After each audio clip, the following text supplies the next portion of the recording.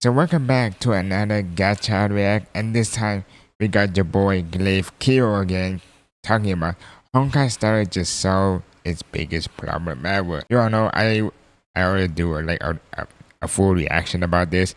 I have mixed feeling about this, mostly about the end game. I know Dan Heng 5 stars like free.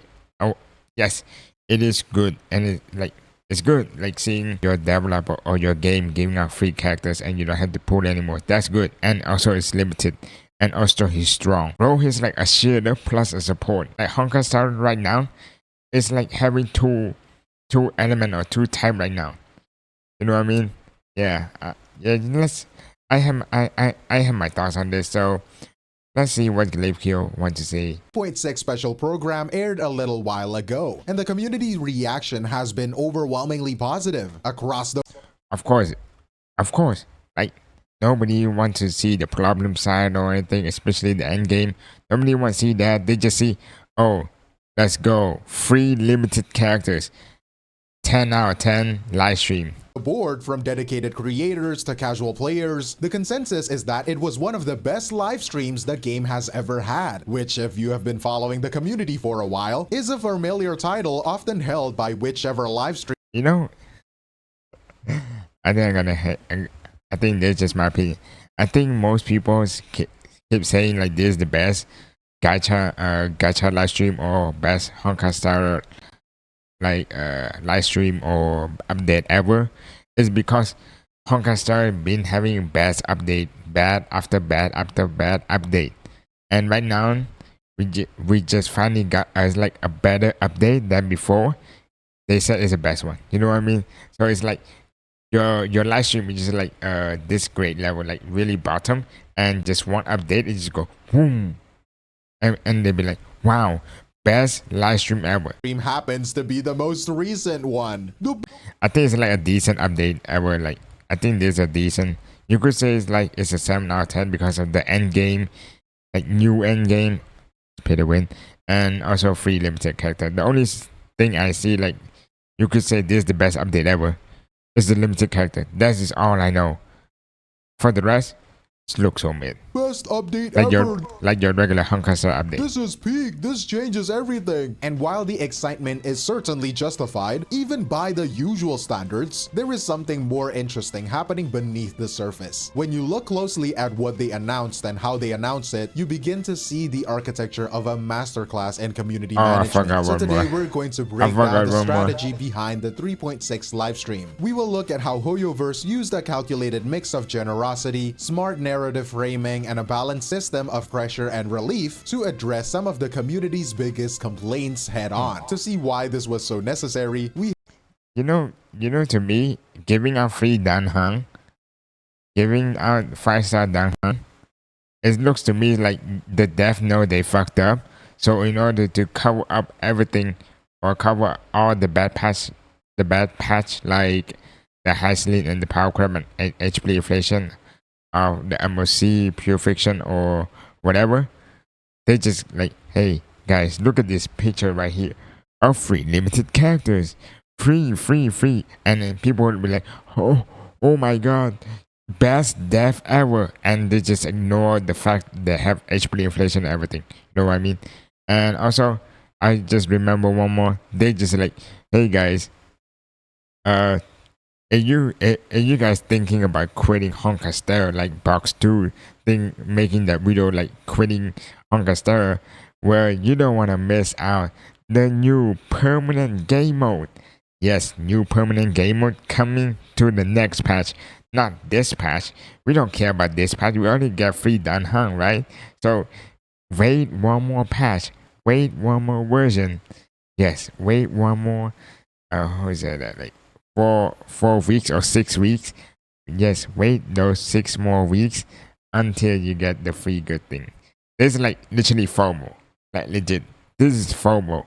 his FOMO behavior. You have to look at the state of the game right now before this announcement. But before we get into that, make sure to like, comment, and subscribe down below. Our goal is to hit 50k before the month ends, so if you can help out, that'll be So goofy greatly and I love it. appreciated. Now, for long-term players, the game was starting to feel stale. A kind of late game fatigue was setting in. If you were caught up with the story, your daily gameplay loop was predictable, you would log in, do your dailies, burn through your energy, and that was mostly it. The only real repeatable challenges were the endgame modes, like the Memory of Chaos, which only resets every couple of weeks. For a player who had invested hundreds of hours, the game was running out of things to do. The result was a common problem in these types of games, where the Yes, the Honkai Star Rail right now is like on a down trail trajectory.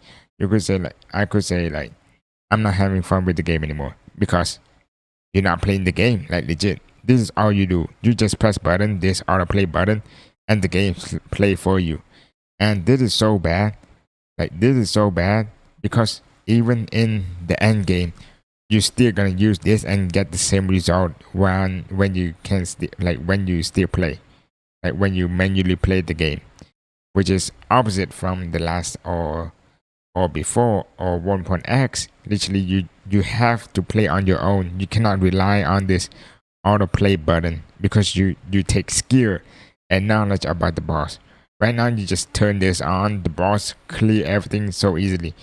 And also, HP inflation and power creep issue. You must need the new characters or else you cannot clear the new endgame. Like legit, if you pull on the new characters, that character is gonna get power creep in the next version or the next two version, and you still need to like keep pulling. And also in Honkai Star Rail, we do something called pulling the character and also pulling the light cone. So if you don't get the light cone, you like missing 50% or 20% of the damage of the kit or of the characters that you're missing out. Yeah, that's just also bad. So you need to pull on the characters and also the light cone. And you could say like, oh, the end game is like is bad, right? But if you keep still playing the game, you must need like you're still gonna pull, right? Like you're still gonna pull on these new characters. It's not like you play the game just to hold like a bunch of pull. You know what I mean? But the problem is that the patch, every patch give like 50 or like some good patch they give like a character or a 5-star character guarantee. But think about this: the games demand you to need a new characters like every patch, like legit pull on every patch. So that means you cannot save. You cannot, if you save, you cannot clear the abyss or clear the memory of chaos. So they demand you to pull on everything. So you could say like, oh, right now you're guaranteed, right? Don't you forget the 50-50 system? Imagine you lose.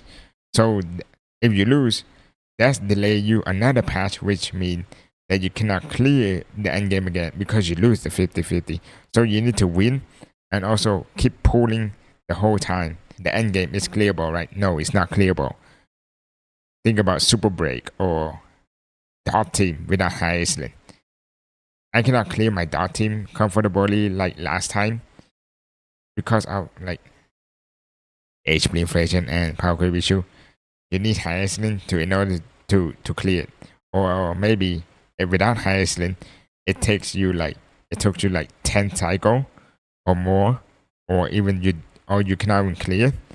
And if you have High Iceland, it takes you like 3 or 4 cycle on my team. And think about Foot Super Break.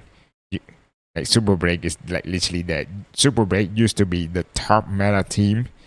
Right now, just that. Right now, just like literally dead. You need the new characters. Anyways, that's all my opinion. You guys can comment down below and think about it. Community starts to feel that characters are the content. It's like the main way to experience something new isn't through an activity like the events that the game is clearly lacking. And getting new characters, of course, cost resources, which kind of puts a constant low-level pressure on players. A feeling that if you're not pulling for the latest unit, you're not really moving forward. You're just waiting. And that feeling was getting worse because of a problem that has been a defining feature of the game for a while now. Power creep. Enemies in the newer endgame stages are designed with told you, like legit power creep is like the issue right here. Just look. Absolutely Oh my. Wait, I didn't know it this bad. I thought it's like it's going up right here. I didn't know it's like calmly, but boom, boom, boom. I think that's because of Iceland. I think no, Casterus, right? Is it Casterus? I cannot read that. Who's this? Who's that? I think that's Iceland. I mean, Casterize. I think that's Casterize. When Casterize like released, bro, she got damn broken. Like she's really broken. Aglea is not that broken as people said, but Casterize is just like break the game that they have to do this, and maybe this like maybe Finon or Anexa. Right now they know the power of Anexa, and Anexa just like solo clear one. Yeah, so I want to talk about the event. Yeah, Honkai Star event is like not fun as it used to be, just in my opinion. Like they have a couple fun one. The new event is like look fun. You got to experience like Candy Crush and the seal. That is fun to me. But other than that, it's just bad. And most of all, thing right now, Iceland, like the current version. You know what? You know what the event is? Cookie Mama and reuse event like the cocktail event. Like they're just getting lazy. And the only good thing about Honkai Star I could say is the character. That legit. Like legit. The only good thing about Honkai Star right now is the character. Like look. Evelyn looks so cool. Every night, not Evelyn in ZZZ. Every night looks so cool. Like that's the only thing that keeping players on still playing the game is the character. But as maybe if you go on and on and on, you're just gonna lose interest because this graph right here. That's to me. Amounts of health. Their HP bars are so inflated that many other older characters, even well-built ones, feel like they just Oh no. Bro, she's the one who's starting the HP inflation and the power creep issue. Like she is so bad that I think the best team during that time before Akron was like Blade or Jing Liu. She was like clear, like was nothing. Clear the end game like was nothing. That people keep starting to complain. Oh, this is easy. This is easy. This is easy. Until they be like, oh, you want it harder? Sure, thanks.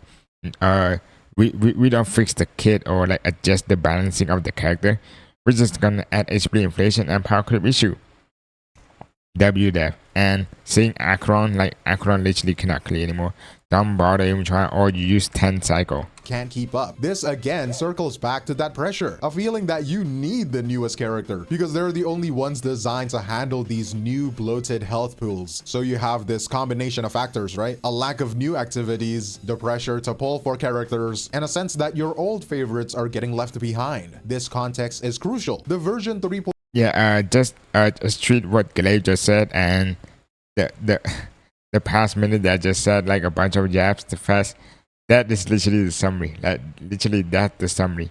6 live stream wasn't broadcasting to a completely satisfied audience. It was a strategic response to a community showing clear signs of burnout. Hoyoverse knew they had to do something significant. Their answer to that growing fatigue was surprisingly direct. The centerpiece of the entire live stream, the announcement that completely reset the community's mood, was the reveal that the new 5-star character Danheng Permansor Terrae would be given to all players for free. The immediate reaction was a universal. Yeah, guys, forget about what we did in the past about pressing people or like the end game and stuff. Just look at Danheng. Just look at Danheng. You see a Withering Wave or ZZZ doing this? Fuck no, they're not giving you. They're so stingy as fuck. Look at us. We just give Archer. We just gave you free Archer. A collab event. A really good event. A really good collab event. We just gave him for free. We could milk you and pressure you to pull Archer too, but we don't. We'd rather give you for free. And just look at Withering Way or ZZ. They're not gonna do that. Look at us. We give Danheng for free again. and we just give Archer like 2 patch ago.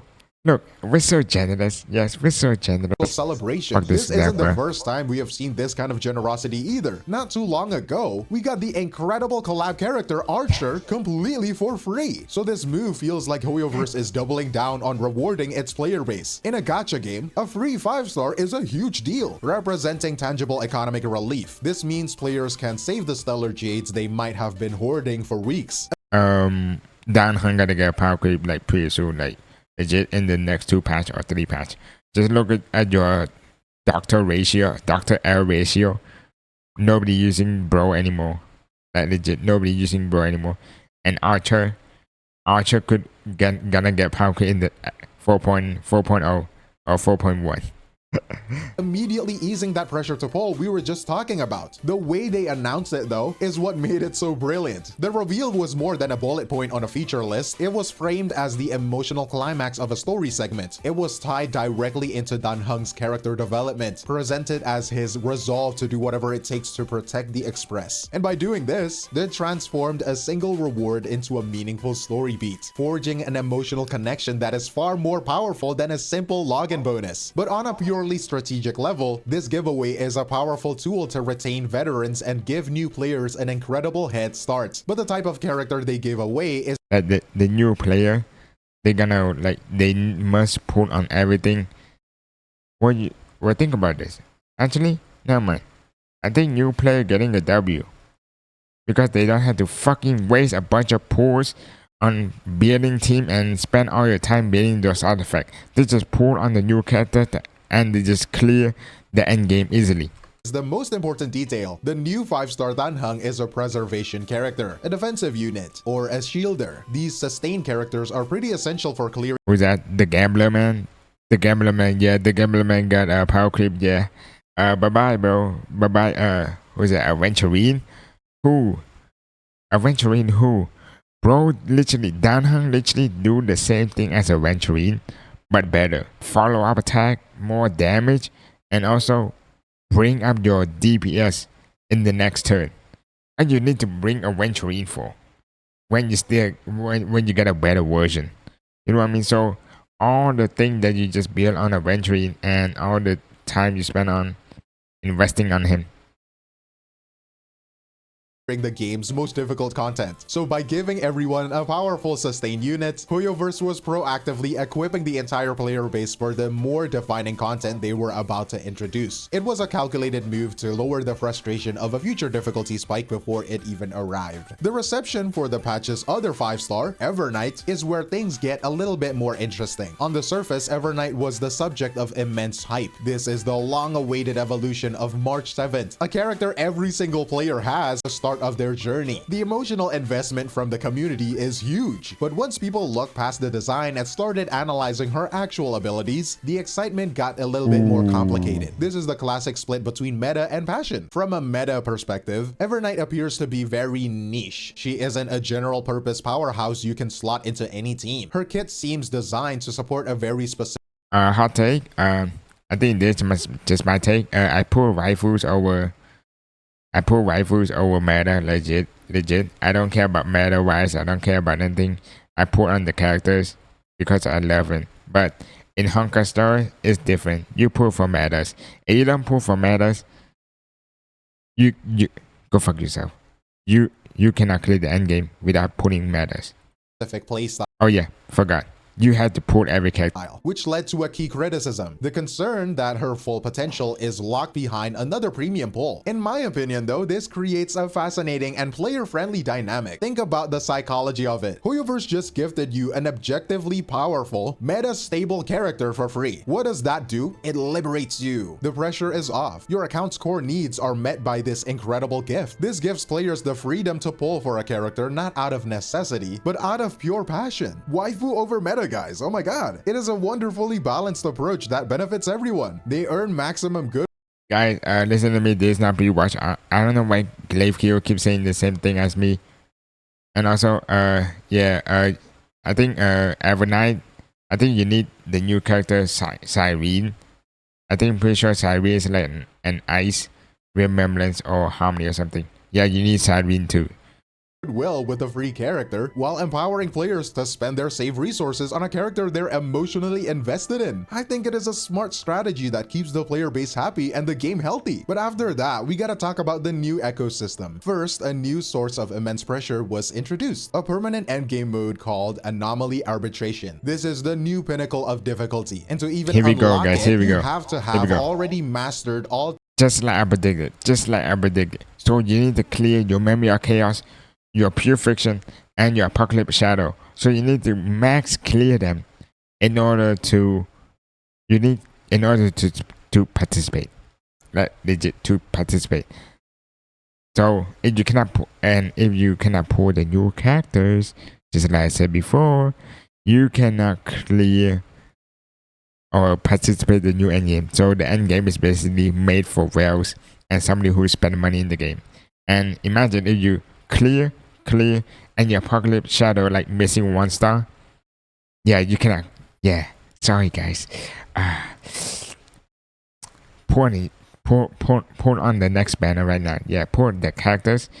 Yeah, put it right now. But I think the good side about doing this. The good side about the new endgame is I'm pretty sure they didn't give any like currency at all. They only give that whatever that purple cube thingy to adjust your artifacts or something like that in order to fix that. That's the only reward that you get from that. So you could say it's fine, right? They didn't gatekeeping free like currency reward, but it's still bad. Like imagine free play can use that premium that new material that they just created. Imagine what free play could use that. Better put on the new character. 3 of the other endgame modes. Once you're in, the demand is significant. You need 3 separate fully built teams to clear it. The reaction was very mixed. For the hardcore community, this was the challenge they had been waiting for. For a much broader group, however, it led to a sense of anxiety, because hard endgame modes cause anxiety. I guess Hoyoverse is right on that regard. I guess Dawei knew what he was doing. But while this introduces a new kind of pressure, it is also a— Guys, do you remember Genshin? Like when Genshin, like I said that like 4 years ago or 3 years ago, when they do a podcast talking about the like why Genshin didn't put any new endgame, and they just say, oh yeah, new endgame causes anxiety. Well, guess what? Right now they just released Stingy Onslaught that's literally made for whales, and if you're like a free to play, you need to sweat the fuck out. And that doesn't cause anxiety at all. That did not cause anxiety at all. Direct solution to the game's long stale meta. Forcing the use of many different characters actively encourages roster diversity and makes a wider variety of units viable again. The excitement from top players is palpable. Like Mr. Pokey, one of the game's biggest creators, puts it verbatim said, "Anomaly Arbitration is the most fun I have ever had in HSR since 1.0. That is high praise, and it shows this is the challenge many have been waiting for. But for all the pressure this new mode creates, it was paired with perhaps the most significant pressure release valve the game has ever seen. A new item called the Interference Key. Anyone who has played for a while knows the frustration of upgrading relics. You can get a piece of gear that looks perfect, but then watch every single upgrade roll into a useless substat. The Interference Key directly combats that RNG. It is actually kind of simple. It lets you pick one of those bad stats and block it, guaranteeing your upgrades go somewhere useful. That's a the simultaneous damage. Introduction of these two things is a perfectly calculated balancing act. A new mode dramatically increases the demand for well-geared characters, and at the same time, the single best tool for gearing characters is provided. But here is the final piece that ties it all together. The primary way you get the Interference Key is by clearing Anomaly Arbitration. The outcome is a new self-reinforcing gameplay loop. The game is telling its most dedicated players to clear out their hardest content, and in return, they will give you the tool to conquer the game's most frustrating randomness. This positions the new new mode as the premier source for an incredibly valuable resource, ensuring long-term engagement. So when you step back and look at all of these pieces together, it is clear the version 3.6 livestream was far from simple content update. It was a demonstration of a profound understanding of the community's evolving frustrations. Think about the major issues we've discussed. Each one was met with a direct answer. The constant pressure of the gacha system, countered with a free top-tier 5-star character. How about the content drought and the stale meta for veteran players, addressed with a new permanent endgame mode that rewards roster depth? How about the frustration of the gear grind, mitigated with a revolutionary new item? Even the sense of narrative fatigue was corrected with a direct focus back on the original Astral Express trio. Each announcement felt like a deliberate move on a chessboard. Because of that, the special program marks a pivotal moment for the game. It signals a shift towards a more mature phase, one that carefully balances aggressive new challenges with a significant player-focused concessions. What we watched was, in essence, an orchestrated sentiment reset, a masterclass in community management that successfully re-engaged a player base that was beginning to feel the effects of burnout. But that is my analysis of this strategy. It is clear that this was effective, but it is also highly calculated. I am curious to hear what your thoughts are. Does this level of strategic generosity feel genuine to you? Or does it feel more like a sophisticated business decision? Let me know in the comments below, but that is all from me, Glaive Keo, and I will see you in the next one. Cheers! Okay, I have a lot to say. Anyways, great video from Glaive Keo. Don't forget to subscribe and watch this video and put a thumbs up. So let's get back into what he just said. So yes, the new endgame looks fun. Of course, Miss Pokey said, one of the biggest Honkai Star creator, was said, like, this is fun, right? Yes, this look fun, like building your team.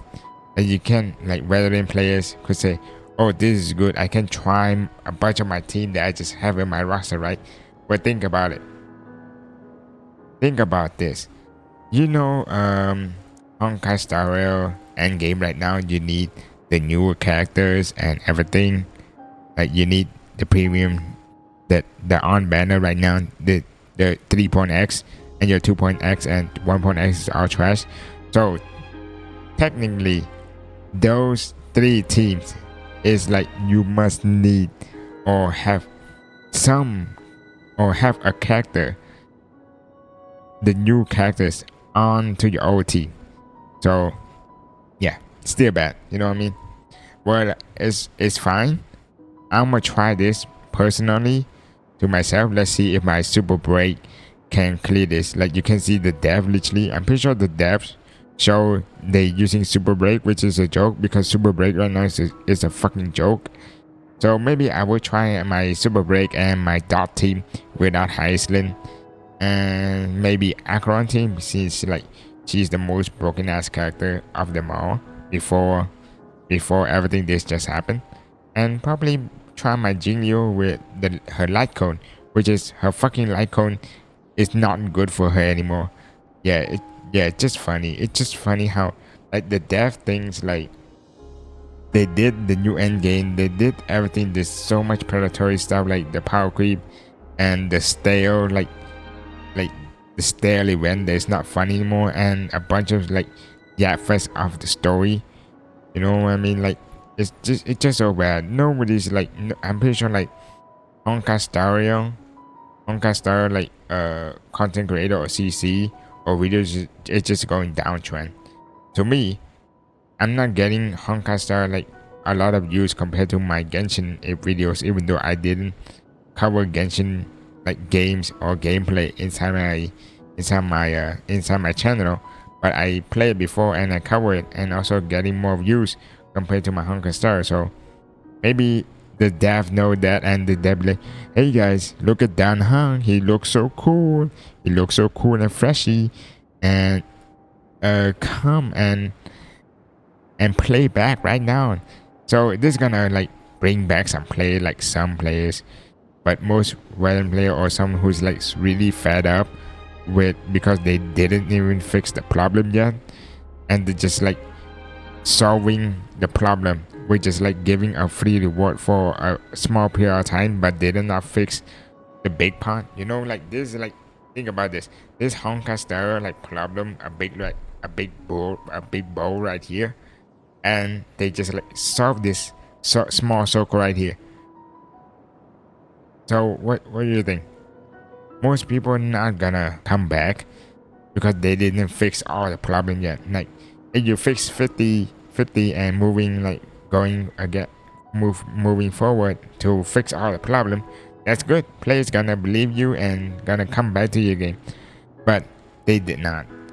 They just fix a bit, like giving free characters like Archer and Dan Hang, and they still keep going to the route of HP inflation and everything. And if you pull, who's that, Iceland, imagine if you pull Iceland and they also press, like if you pull Iceland, they gotta pressure you on pulling Kafka and also who's that, Black Swan. And if you pull for the chess girl, you need who's that, Finon, right? You need Finon because she's so niche. She's so niche, or only fit in Finon. And if you need Finon, you need Sunday. I cannot clear anything with Finon, like legit, because I didn't have Sunday. I used Bronya and Sparkle, cannot clear. Yeah, because it's 1.x and 2.x. You need the 3.x. But technically Sunday is like 2.x, but it's like the latest 2.x, so still count. Anyways, that's just my takes. If you guys have any more takes, and also this reward right here, whatever the artifact is basically made for whales. So they're only selling the solution for whales, and they just forget everything about the free play one. Imagine, like, you know, oh yeah, I forgot. The only thing the dev gave for free play, it just won. They could, like, if they're really generous and think about your players and think about the free play consumer, they would make this end game. They will make this end game available for everyone, even though they didn't have to clear this three end game. You don't have to clear that in order to participate and try to get this currency. So literally the dev know what the fuck they doing. They know they only want this currency only for whale player and like people spending money on the game. So yeah, go think about yourself. I like Glaive Kill, I like do a bunch of explaining and I just like fill in the blank, and if you guys understand, thank you so much. Anyways, that is all for today's videos. I hope you guys enjoy, and I will see you in the next one. Bye bye.